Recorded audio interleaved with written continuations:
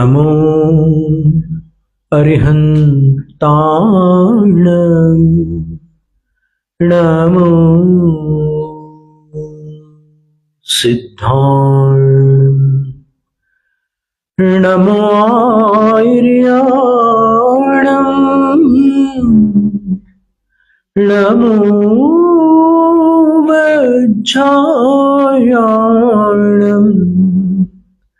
नमो लोय सव्वसाहूणम्।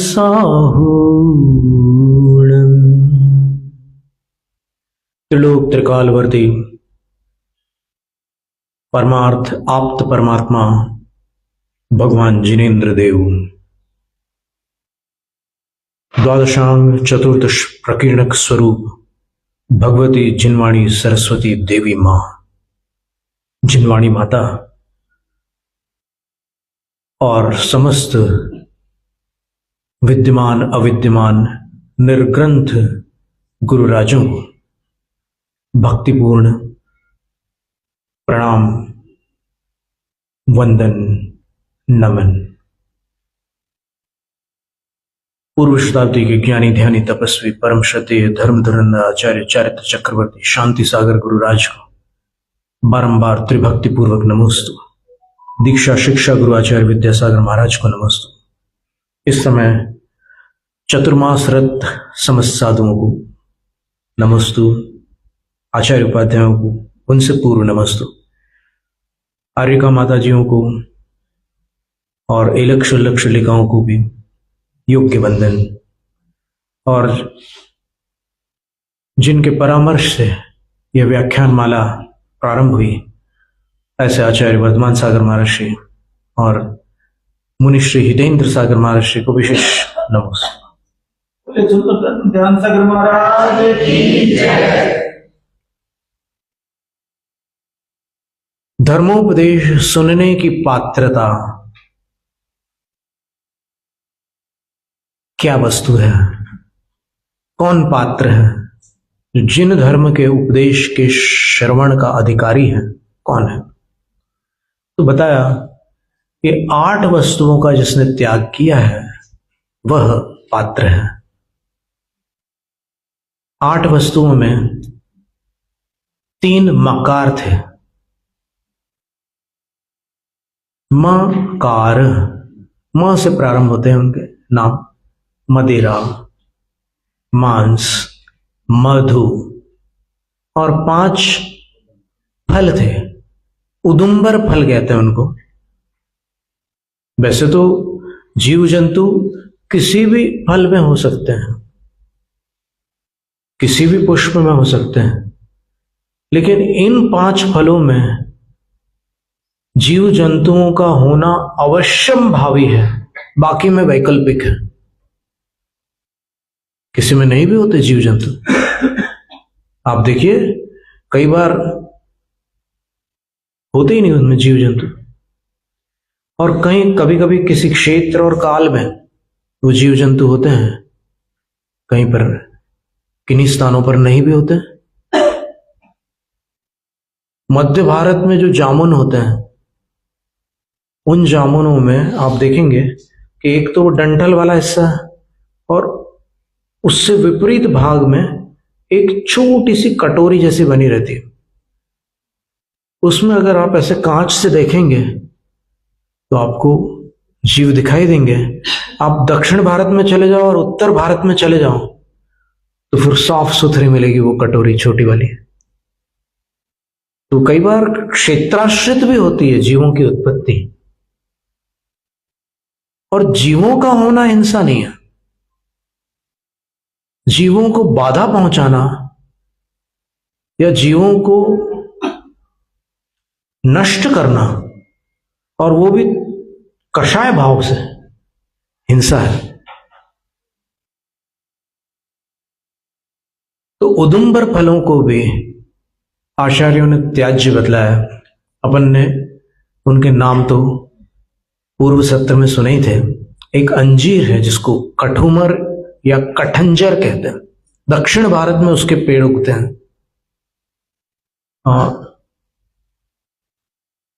हमें स्मरण है कई स्थानों पर, 2-3 स्थानों पर हमने वो वृक्ष देखे हुए हैं। अच्छे बड़े पत्ते होते हैं, वृक्ष दिखने में भी सुंदर होता है, उसमें वो फल लगता है। और जब उस फल को तोड़कर सुखा लिया जाता है, वो मधुर होता है, स्वाद में मीठा होता है। तो और उसके अंदर दाने दाने जैसे रहते हैं कुछ, तो चर्वण में भी कई बार लोगों को उसका जायका आता है, उसका टेस्ट आता है। उसको वैद्य लोग बोलते हैं कि दूध में भिगा करके वो दूध पिया करो, अंजीर वाला दूध, तो सेहत के लिए अच्छा रहता है। लेकिन इसका ब्राह्मणों के लिए और जैनों के लिए निषेध है, और बाकी जो भी चाहें वो भी इसका त्याग कर सकते हैं, कोई आपत्ति नहीं है। महाभारत में, भागवत में 9 वस्तुओं का त्याग ब्राह्मणों के लिए अनिवार्य बताया है। भोजन में 9 वस्तुओं का सेवन ब्राह्मणों के लिए वर्जित बताया है। मद्य मांस मधुत्यागी त्यक्तोदुम्बर पंचकः निशाहार परित्यक्त एतद ब्राह्मण लक्षणम। ब्राह्मण का लक्षण बताया। और यहां जैनों में कह रहे हैं कि 8 चीजों का अगर त्याग नहीं करते तो आप जैन धर्म का उपदेश सुनने की ही पात्रता से रहित हो जाते हैं। और मान लो आपने सुन भी लिया तो असर नहीं होगा। धर्म श्रवण से जो सम्यक की प्राप्ति होती है वो मुश्किल है।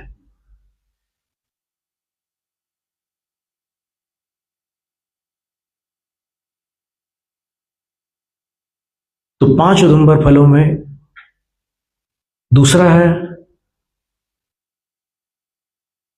एक पाकर, पिलखन फल हमने बतलाया था ना, जिसके वृक्ष यहां उत्तर प्रदेश में, उत्तर भारत में काफी मिलते हैं। कल हमने अहित क्षेत्र का नाम लिया था, अहित क्षेत्र का। फिर एक फल होता है उमर, जिसको गूलर भी कहते हैं। मध्य प्रदेश में सागर के आसपास उसके कई वृक्ष, थोड़ी बड़ी आकृति रहती है, और उसको फोड़ो तो उसके अंदर भी वही जीव जंतु निकलते हैं। गूलर यहां भी होता है, बिल्कुल ठीक है। फिर बड़ और पीपल, तो बड़ दोनों प्रकार के हैं। एक जटाओं वाले जो वृक्ष होते हैं वो वाले बड़, और एक बिना जटा वाले भी बड़ के पेड़ होते हैं जिसके फल लाल रंग के होते हैं, वो भी उदुम्बर फल की श्रेणी में आए। और पीपल, पीपल तो प्रसिद्ध सब लोग जानते हैं, और अनंतनाथ भगवान का चैत्य वृक्ष है। इसलिए जो भगवान के चैत्य वृक्ष हैं उनको जिनसेन आचार्य महाराज ने हरिवंश पुराण में मंगलकारी लिखा है। उन वृक्षों को मंगलकारी लिखा है, चैत्य वृक्षों को। तो अपन एक तो पहले कंठस्थ कर लें कौन से तीर्थंकर का कौन सा वृक्ष। आदिनाथ भगवान का तो सबको पता ही है कौन सा है। कौन से वृक्ष के नीचे भगवान को केवल ज्ञान हुआ था? वट वृक्ष, बैनियन ट्री।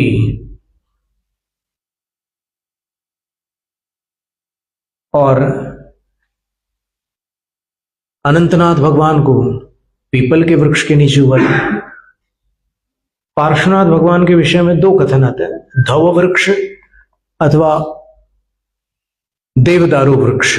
देवदारू की लकड़ी बहुत सुगंधित होती है, हिमालय के आसपास उसके वृक्ष पाए जाते हैं, और उससे कुछ लकड़ी के उपकरण वगैरह भी तैयार होते हैं।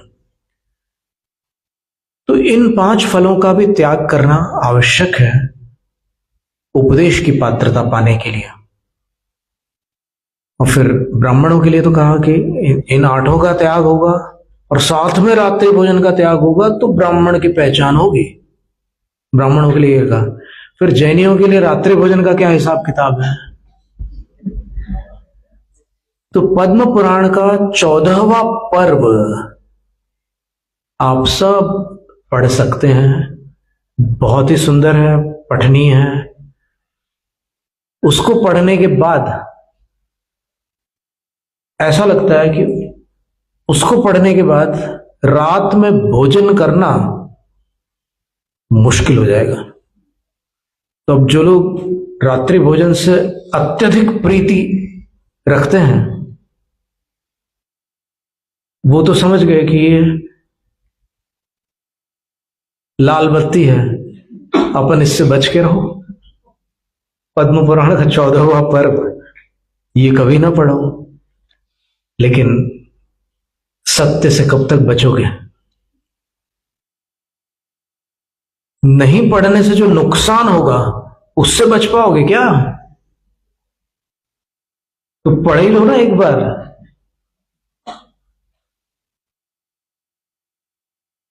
एक बार हम पद्म पुराण पर उपदेश कर रहे थे, लगभग 2 महीने वो क्रम चला।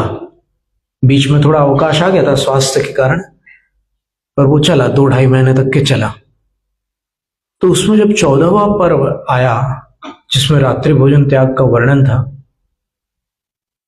तब एक सज्जन उस सभा में उपस्थित थे जो रात्रि भोजन करते थे, और उनके परिवार वालों का दृढ़ विश्वास था कि इसको, मतलब इनको इस धरती पर कोई रात्रि भोजन त्याग नहीं करवा सकता। भले ये जैन परिवार में पैदा हो गए, लेकिन इनको रात्रि भोजन कोई त्याग नहीं करवा सकता। वो 14वां अधिकार पर्व सुन करके उनने रात्रि भोजन त्याग कर दिया। तो कुटुंब परिवार में खलबली मच गई कि ये क्या हो गया, ऐसा कैसे संभव है। और उनका जो पुत्र था, अभिषेक गुलालकरी उसका नाम, अभी 2-3 साल पहले मिला था हमें, बड़ा हो गया अब तो उसने पूछा कि कैसे त्याग किया पिताजी आपने। तो उन्होंने बताया कि मैंने वो पद्म पुराण का वो सुना, मैंने व्याख्यान। तो कौन सा, क्या भाग, क्या सुना आपने?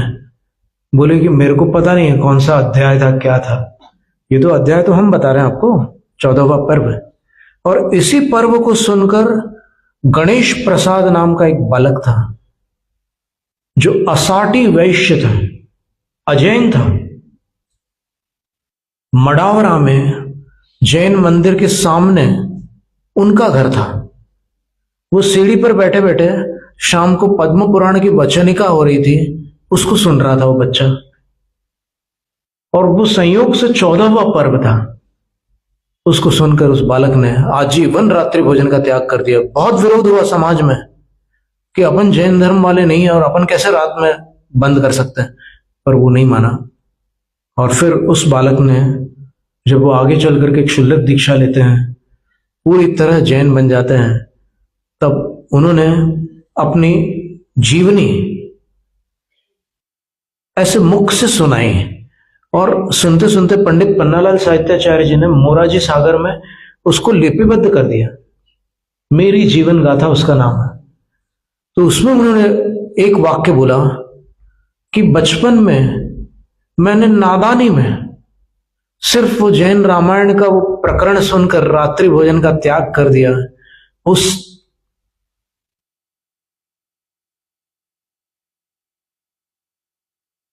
एक त्याग ने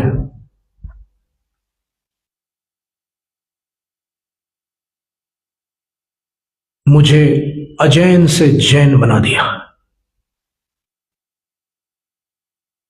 ये बहुत बड़ी बात है, ये स्वसंवेद्य है, अनुभवगम्य है। कितनी बड़ी घटना है ये, इसकी कोई कल्पना नहीं कर सकता। देखो, जिनको विरासत में मिला है वो कभी कभी मूल्यांकन में चूक जाते हैं, लेकिन जिनको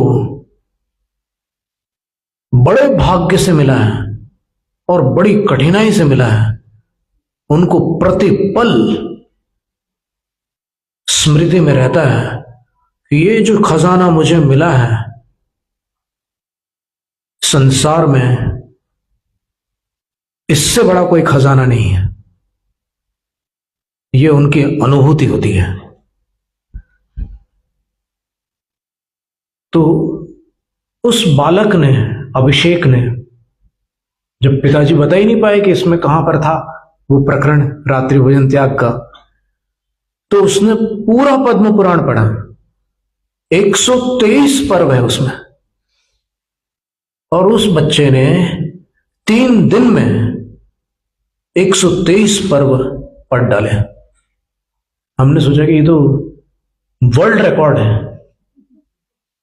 यहां तक कि पद्म पुराण के अनुवादकों ने भी 3 दिन में नहीं पढ़ा।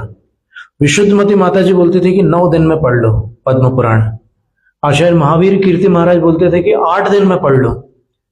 तुम्हारे जीवन में अगर कोई संघर्ष होगा या फिर कोई परेशानी होगी, बड़ी परेशानी होगी, तो इतना कर लो, बहुत कुछ सुलझ जाएगा। उस बालक ने 3 दिन में पद्म पुराण पढ़ लिया। और रात्रि भोजन वाला प्रकरण तो 14वें पर्व में समाप्त हो चुका था, पर उसका मन नहीं हुआ रुकने का। पद्म पुराण में वो जादू है, वो चमत्कार है कि उसको अगर कोई पढ़ ले तो पूरा किए बिना छोड़ नहीं सकता। इतनी सुंदर भाषा है। एक बार यहीं कहीं पूर्व भारत का कोई एक जैनेतर व्यक्ति पद्म पुराण पढ़ने बैठ गया। भारतीय ज्ञानपीठ से प्रकाशित पद्म पुराण को उसने जब पढ़ना प्रारंभ किया तो पढ़ते पढ़ते उसने भी 123 पर्व पढ़ डाले। और उसको पढ़ने के बाद उसने अनुवादक को पत्र लिखा। पंडित पन्नालाल साहित्याचार्य जी ने पद्म पुराण का अनुवाद किया। उनसे पहले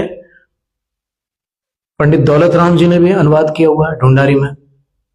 वो दौलत राम जी अलग है, छेड़ाला वाले दौलत राम जी अलग है। ये दौलत राम जी कासलीवाल थे। उन्होंने कहीं से ढूंढ कर निकाला पंडित पन्नालाल जी का पता और जो कुछ भी था, और एक पत्र भेजा। वो पत्र पंडित जी ने हम लोगों को बताया कि पद्म पुराण के विषय में एक जैनेतर का अभिमत आया है, देख लो क्या लिखा उसने। उसने लिखा था कि मैं एक पाठक हूं, अर्थात मैं पठन प्रेमी हूं। मैं ये नहीं बता सकता कि मैंने आज तक कितने उपन्यास पढ़े हैं। मैंने बहुत साहित्य पढ़ा है। मैंने प्रेमचंद को पढ़ा है, मैंने अन्यान्य बड़े बड़े साहित्यकारों के उपन्यास पढ़े हैं, लेकिन पद्म पुराण पढ़ने के बाद मैं विश्वासपूर्वक कह सकता हूं कि संसार में इससे श्रेष्ठ कोई अन्य उपन्यास नहीं हो सकता। उसने अपनी शैली में जो अपना अभिमत था वो व्यक्त किया। अब रात्रि भोजन के विषय में आज की जो नई पीढ़ी के सदस्य हैं, जो बच्चे हैं या युवा पीढ़ी के सब लोग हैं, वो पूछते हैं कि देखो उस समय जब शास्त्र लिखे गए तब ये आधुनिक आविष्कार नहीं थे। उस समय ये सारे ऐसे प्रबंध नहीं थे, इतना उजाला नहीं था, रात में अंधेरा था, तो अंधेरे में बहुत सारी घटनाएं हो जाती थी। आज तो सब प्रबंध है। आज रात्रि भोजन त्याग का क्या औचित्य है? आज रात्रि भोजन छोड़ने की क्या आवश्यकता? अब तो सब प्रबंध हो चुका है। अपन उस रूम को सैनिटाइज तक कर सकते हैं जहां बैठ करके भोजन करना है अपने को, जीवाणुओं से मुक्त बना सकते हैं। फिर आज क्यों त्याग करें? उसका उत्तर विज्ञान में क्या है वो सुन लीजिए। आगम में क्या है वो तो ठीक है, सबको पता ही है कि रात में हिंसा होती है, और स्पष्ट रूप से ये बात प्रकृति सिद्ध है कि प्रकृति का नियम है कि रात में इतने कीड़े निकलते हैं बाहर, दिन में पता नहीं कहां लापता हो जाते हैं। आप ढूंढो तो वो कीड़े नहीं मिलेंगे जो रात में मिलते हैं, कहीं नहीं मिलते। और कभी कभार कहीं मिल जाते हैं जहां रात भर लाइट चालू रही, वहां दिन होने के बाद भी वो जो रात वाले कीड़े थे वो दिख जाते हैं दिन में। तो ऐसी स्थिति में जब जीव जंतुओं की राशि रात में वृद्धिंगत हो जाती है, भोजन करते समय अत्यधिक संभावना रहती है कि वो अपने मुंह में चले जाए। भोजन में गिरे, अत्यधिक संभावना रहती है। और ये संभावना एक बार कुंडलपुर में हम लोग सन 89 में चतुर्मास कर रहे थे, और ऐसे ही शाम को हम लोग बैठते थे और फिर कुछ लोग बाहर से भी आकर के बैठते थे, तो हम लोग ऐसी बात करते थे कि ये चीजें छोड़ने योग्य हैं, रात में भी खाना नहीं खाया जाता, ऐसी सब बातें करते थे। तो एक बार एक लड़का था, उसने भी सुना, पर बाहर जाकर के उसने देखा कि यहाँ पर चिवड़े के पैकेट्स मिल रहे हैं, उसने खरीद लिया, उसका मन हो गया। अब मन है, जिस पर ललचा जाए तो ललचा जाए, खरीद लिया उसने पैकेट। और फिर खरीदने के बाद उसको ध्यान में आया कि वहां पर महाराज ने तो मना किया था, खासतौर से जब एक तो शोधन किए बिना भोजन नहीं करना चाहिए, बिना देखे खाते समय दिन में भी बहुत खतरे रहते हैं। तो ये सारी बात भोपाल में भी एक सज्जन ने सुनी, बुक्स वर्ल्ड वाले अनेकांत जी थे, उनने ये बात सुनी कि बिना देखे कोई भी चीज मुंह में मत डालना, भोजन के समय देखकर ही उसको मुंह में जाने देना। तो वो अपनी दुकान पर बैठे थे, सेव खा रहे थे, अचानक उनको बात याद आई कि आज सुबह महाराज ने कहा था कि बिना देखे मत खाना। तो जैसे उन्होंने सेव को देखा तो उसके बीच वाला जो भाग है ना, उसमें एक कीड़ा था। वो एकदम घबरा गया और आकर के हमसे बताया कि अगर महाराज मैं नहीं देखता तो वो मुंह में ही चला जाता, और मुंह में चला जाता, मेरे को पता भी नहीं चलता कि वो मुंह में चला गया, और वो निस्संदेह मेरे पेट में चला जाता, बड़ी भारी दुर्घटना हो जाती। तो देखकर खाना बहुत जरूरी है। तो वो जो लड़का था, पैकेट जिसने खरीदा, उसको याद आया कि रात में जीव जंतु अधिक होते हैं। तो पता नहीं क्या हुआ, फिर वो हम लोगों के पास आया और बोले कि महाराज मैं रात का त्याग करना चाहता हूं। हमने बोला क्यों? तो उसने ऐसे उसमें पैकेट निकाले और बताया कि देखिए महाराज जी, तो वहां लाइट चालू था, तो उस पैकेट के अंदर वो जो मसूर की दाल होती है छिलके वाली, थोड़ी काले रंग की होती है ना, या ग्रे कलर की होती है, वो सब तली हुई उसके अंदर थी। सेव भी थे, पोहे भी थे, मूंगफलियां भी थी, और जो जो चीजें होती है चिवड़ा में, हमसे ज्यादा आप लोग जानते होंगे, तो वो सारी चीजें उसमें थी। और उसमें कुछ काले काले, वैसे मसूर की दाल से कुछ बड़े आकृति वाले कुछ दाने थे, से दिख रहे थे। तो हमने बोला क्या है इसमें? बोले कि महाराज जी जो काले दाने दिख रहे हैं, दाने नहीं है, कीड़े हैं। तो रात में जो लाइट के कीड़े होते हैं ना, काले रंग के छोटे, वो थे। तो ये सारे खतरे रहते हैं रात में। अब साइंस के हिसाब से क्या है, तो 3 बिंदु अपन ध्यान में रखें। वैज्ञानिकों ने जो शोध किया है उसके आधार पर केवल 3 बातें अपने को ध्यान में रखनी है। पहली बात, दिन के समय प्रकृति में ऑक्सीजन की मात्रा अधिक होती है, क्योंकि वनस्पतियां सूर्य के प्रकाश को पाकर, फोटोसिंथेसिस नाम की एक प्रक्रिया होती है, प्रकाश विश्लेषण कहते हैं उसको, उस प्रक्रिया के दौरान वनस्पतियां अपनी पत्तियों से ऑक्सीजन छोड़ती हैं। तो वातावरण में ऑक्सीजन भरपूर होता है, और ऑक्सीजन में सभी प्राणियों के शरीर अच्छे से काम करते हैं। जितने भी दिनचर प्राणी हैं, नक्तंचर प्राणी अलग होते हैं, निशाचर प्राणी अलग होते हैं। दिन में भोजन आदि सारी चेष्टाएं करने वाले लोग प्राणी हैं, उनके शरीर बहुत अच्छे से काम करते हैं ऑक्सीजन। और रात में क्या होता है, कार्बन डाइऑक्साइड की मात्रा बढ़ जाती है, क्योंकि वनस्पतियां ऑक्सीजन छोड़ना छोड़ देती है। और अगर कोई मनुष्य रात में भोजन करता है तो उसको उस भोजन को पचाने के लिए शरीर में जो शक्ति आवश्यक है, जो प्रक्रियाएं आवश्यक हैं, अब शरीर का भी एक समय होता है। आप 24 घंटे किसी यंत्र से काम नहीं ले सकते, उसको बीच में थोड़ा सा विश्राम देना पड़ता है। एसी को भी बीच में बंद करना पड़ता है, एम्पलीफायर को भी बीच में बंद करना पड़ता है, कंप्यूटर को भी बीच में बंद करना पड़ता है, नहीं तो फिर तप जाता है, वो इतना तप जाता है कि आप छू नहीं सकते। गाड़ियों को भी बीच में रोकना पड़ता है, लंबे सफर पर जा रहे हैं आप, बीच में रोकना पड़ता है, कार्बोरेटर में पानी डालना पड़ता है।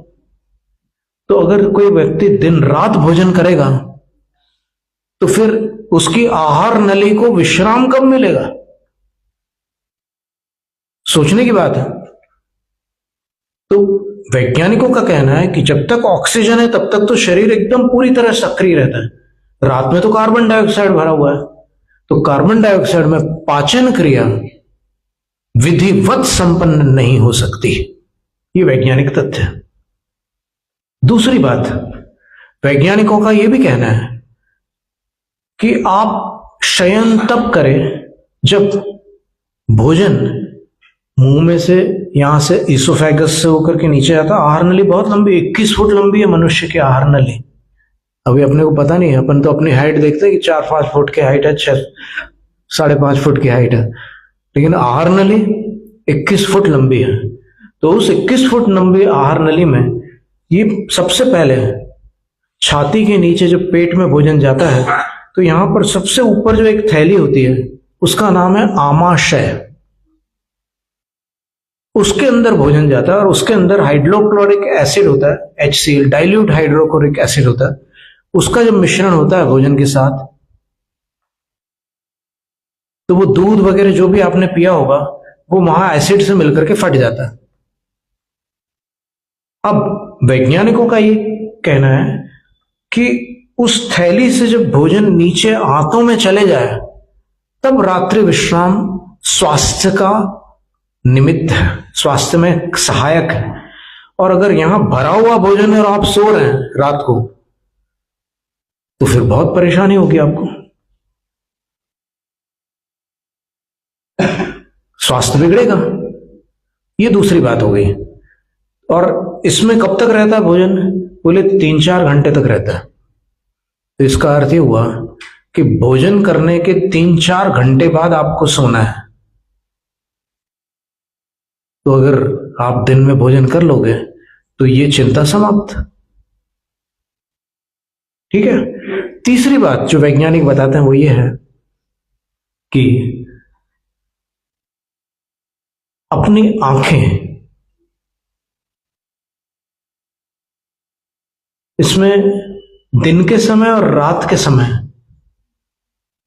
अंतर आ जाता है। क्या अंतर आता है? पुराने लोग बोलते थे ना कि कपड़े खरीदने जाते हो तो रात में मत जाना, सूरज के उजाले में ही कपड़े खरीदना, रात में खरीदोगे तो सुबह पछताओगे। बोले ऐसा क्यों? तो वैज्ञानिकों ने शोध करके ये पाया कि दिन के समय रंग देखने वाली कोशिकाएं सक्रिय होती हैं, जिनको वैज्ञानिक भाषा में कोन सेल्स कहते हैं।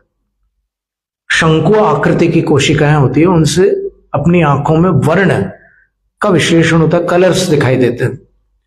और रात के समय क्या होता है? रॉड सेल्स सक्रिय होती है, तो वो ब्लैक एंड व्हाइट विजन में सहायक होती है। रात को काला रंग और सफेद रंग तो देख सकते हैं आप, लेकिन बाकी रंग देखना मुश्किल है। तो रात में जिसको आप जीरा समझ रहे हैं वो कीड़ा होता है, खतरे वाला काम है। इसलिए रात्रि भोजन त्याज्य है। और इन सब का त्याग करने के बाद आप बेधड़क भगवान के उपदेश को सुन सकते हैं, समझ सकते हैं, लाभान्वित हो सकते हैं, अपना उद्धार कर सकते हैं, अपनी संगति में आने वालों का भी भला कर सकते हैं। जैनम जय दुशासनम। शास्त्र पठन में मेरे द्वारा यदि जो कहीं कहीं प्रमाद से कुछ अर्थ वाक्य पद मात्रा छूट गई, सरस्वती मेरी उस त्रुटि को कृपया क्षमा करें और मुझे कैवल्य धाम में